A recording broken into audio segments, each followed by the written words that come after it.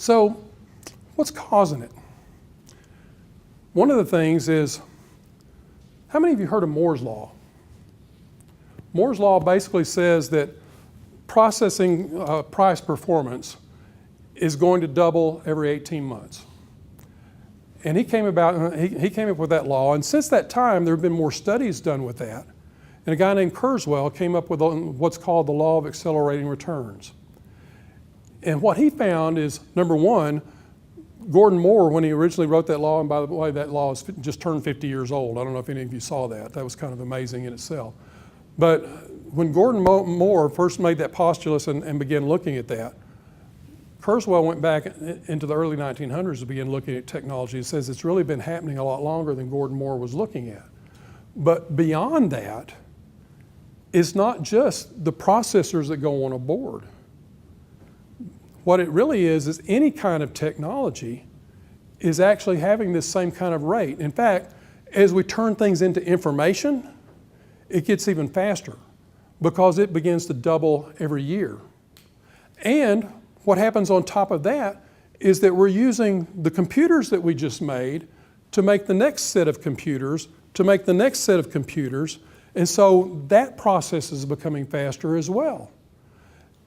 All in all, you have lots and lots of things that are going there together. In fact, when technologies start to intersect, when you start to bring different types of technologies together, for example, what's happening with things like social and mobile and big data and all those kind of things, and you start to bring them together, what you really have is a multiplier effect. So it gets even faster. Ultimately, what you have is disruption because it's far beyond what anybody was expecting. There was a guy, Clay Shirky, wrote a book, and what he said was, you know, revolution doesn't happen because society adopts new technologies. Revolution happens because society adopts new cultures. I want you to think for a second. Have all these technologies had an effect on the culture of society? It's huge, isn't it? I mean, we're always on, we're always connected. Our kids, I mean, I've got a granddaughter that's what, 1.5 now, oh, actually almost 2. But she'll pull out your iPhone and start playing with it. And you don't even have to show her how. It's pretty amazing to me when you see things like that. It's having a huge effect, but it's also having an effect on customers. Because you see, back in the old days, what happened is we couldn't really very effectively compare prices. We couldn't, I mean, we had to buy basically from the location in our immediate vicinity or in our town. And we really didn't have a lot of information on what the thing was that we were buying. But now, we've got all the information we want. We can order it immediately, and we can get it delivered from anywhere in the world. So we've got a lot of price comparison we're doing. We've got a lot of information that we're pulling there together. Your customer may know more about your product than you do. And they've got more input. They don't just have input into the way you're doing customer service, they have input into your product development process, or they need it. And if you're missing that, you're missing a problem. I mean, you're going to have a problem because it's being demanded. Any of you ever seen the video that went viral? This was a number of years ago, actually. United broke my guitar. The guy wrote a video, he went and recorded a song because he'd shipped his guitar on United and they broke it and they wouldn't pay for it. And he got mad, does that. The video goes viral. United gets a big black eye out of it. Now that's a really old one, but it's happening all the time, just like that. Your customers have much more input. And so this business disruption, honestly, is not just technology fueled, it's also customer led. We have to become to the point that we are obsessed with our customer. We've got to pay a lot more attention to what's going on there and what the interfaces are there and involve them. Another thing that's happening is our economy has become more collaborative, because what's ended up happening is people are beginning to look at scarce resources and abundant resources for that matter. You have something I need. How many of you have a book or a tape or a movie or something, music or something at home that you don't really pay attention to much anymore, but just hadn't got rid of it. Any of you have that? If you could look out there and find something that somebody had another piece of music, for example, that you wanted, and they're willing to swap you, would you swap them?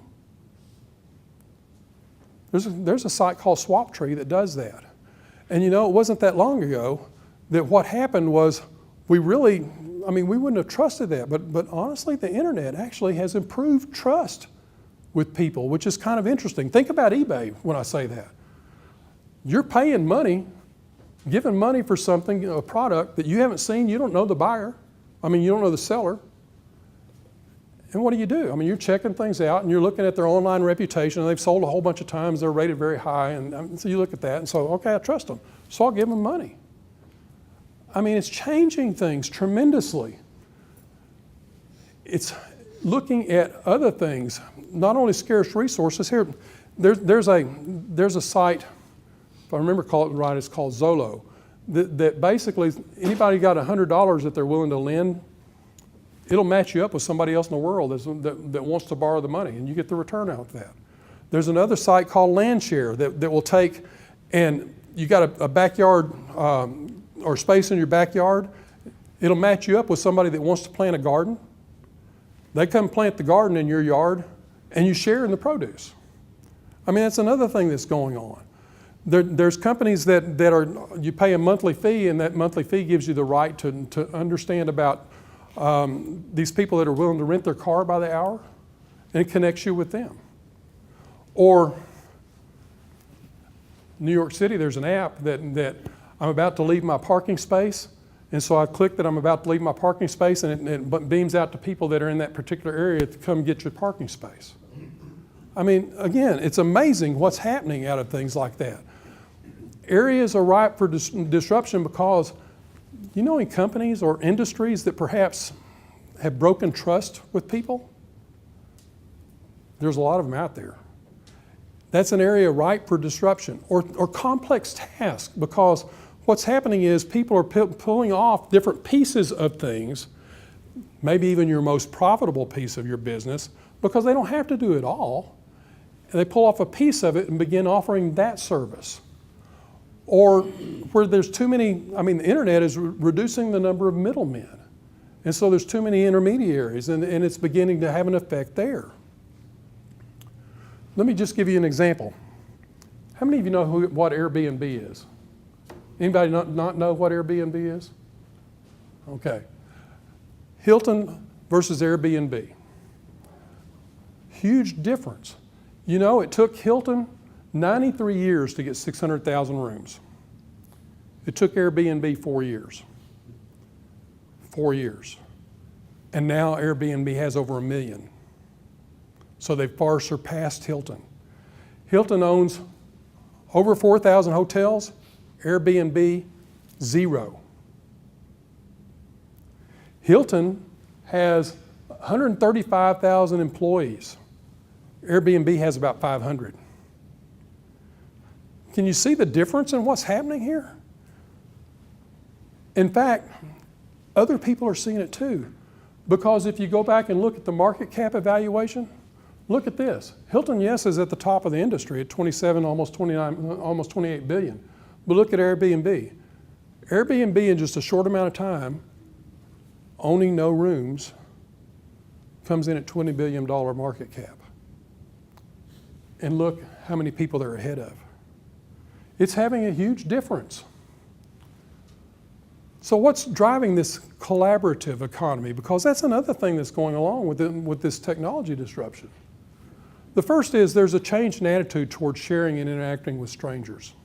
I mentioned a bit ago about eBay and what effect eBay has had on actually improving the trust with people going on, conducting transactions over the internet. But think for a moment. Your kids put anything out there on Facebook for everybody to see? That's what ends up happening, right? It actually has changed our attitude in interacting with strangers. people aren't afraid anymore in some cases of going in and having a ride-sharing program where I'm going to ride from one area, one city to another. This happens a lot in Europe. I'm going to ride from one city to another, and a stranger is going to be the one that takes me. It's not an issue. It's becoming very commonplace. In fact, we think sometimes it's only the millennials doing this, but in reality, there was a study done recently that said 66% of people would be willing to share their assets with somebody if I can make some money out of it. 64% said I'll rent something from somebody else that I don't know if I can do that. So it's got an effect all over. There's changing views of technology. You know, for my age, or for sure for my parents' age, what was a telephone? It's something that I talk over, and that's all it is, right? It's a communication device. Anymore, what is it? It's your key to the world. It's your remote control. That's what your kids see it, maybe even more than you do. There's a changing view toward technology. And beyond that, there's a backlash toward consumerism. A lot of what we've been growing up in the 80s, 90s, even the early 2000s, was a generation of I and of me and how much I can consume. And what's happening now is there's a big backlash going against that. And it's a lot more about me, about we, and it's a lot more about social consciousness. And you look at companies even that are pushing things like conscious capitalism and the way they have to give back not only to their stockholders, but to their customers, to their employees, to the community, all those different kinds of things. And those companies are becoming very profitable. Not only do we have that, we've got economic changes. Because you see, there are stalwarts of economic theory, like the London School of Economics and the Harvard School of Business, that are beginning to question things like return on investment and return on assets. And where should we really be looking at that?